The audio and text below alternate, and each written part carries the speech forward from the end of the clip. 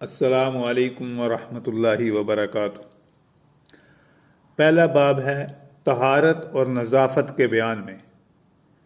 اگر طہارت اور نظافت میں آداب شامل ہوں تو اس سے انسان جسمانی، ذہنی، روحانی صفائی اور پاکیزگی اس پر قائم رہ سکتا ہے، اور اس سے اللہ تعالیٰ کا قرب بھی حاصل ہوتا ہے اور عبادت کی ادائیگی میں مدد بھی ملتی ہے۔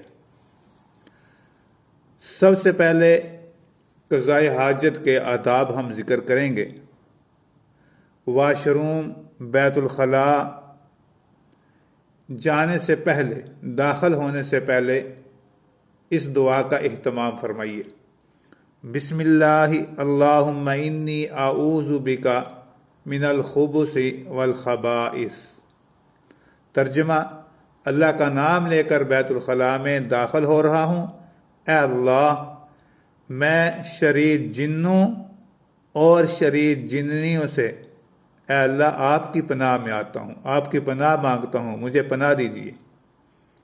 بیت الخلاء میں داخل ہوں گے تو پہلے کون سا پاؤں رکھیں گے؟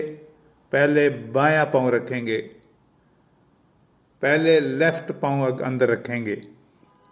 کھبا پاؤں، جنہوں اسی پنجابی کھبا پیر کہنے ہیں، وہ رکھیں گے۔ جب باہر نکلیں گے تو دایاں پاؤں پہلے نکالیں گے، رائٹ پاؤں پہلے نکالیں گے، سجا پیر پہلے باہر کڈیں گے۔ اگر کسی کھلی جگہ پہ اوپر انسان قضاء حاجت کے لیے جائے تو لوگوں کی نگاہوں سے اوجھل ہو کر بیٹھے، چھپ کر بیٹھے، پوشیدہ ہو کر بیٹھے۔ واش روم جب کرنے کے لیے جائیں تو پھر قبلہ کی طرف رخ نہ کریں، قبلہ کی طرف نہ ہی کمر کریں نہ ہی پشت کریں، بلکہ ان دونوں جانب قبلے کی جانب سے اپنے آپ کو بچائیں۔ ایسی جگہ پہ پیشاب کریں جہاں پر چھینٹے ہمارے جسم اور ہمارے کپڑوں پر نہ پڑیں۔ اگر کوئی سخت ضرورت نہ ہو تو قضاء حاجت کے وقت بات بھی نہ کریں۔ جہاں سے لوگ گزرتے ہیں، یا کوئی پھلدار درخت ہے، یا پینے کا پانی ہے، کوئی کنواں ایسا ہے یا کوئی حوض ہے، تو اس کے بالکل قریب یا اس کے اندر بھی پیشاب نہ کریں۔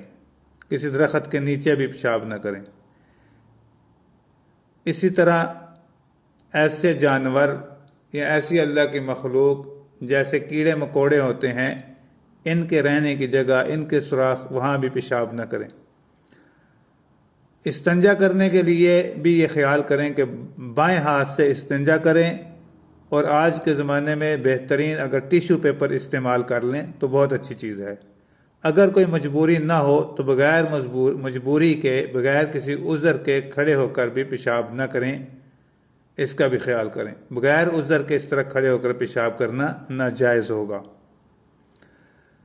بیت الخلاء سے باہر نکلتے وقت یہ دعا پڑھیں، غفرانہ کا، جب نکل آئیں باہر تو الحمدللہ الذی اذھب عنی الاذی وعافانی۔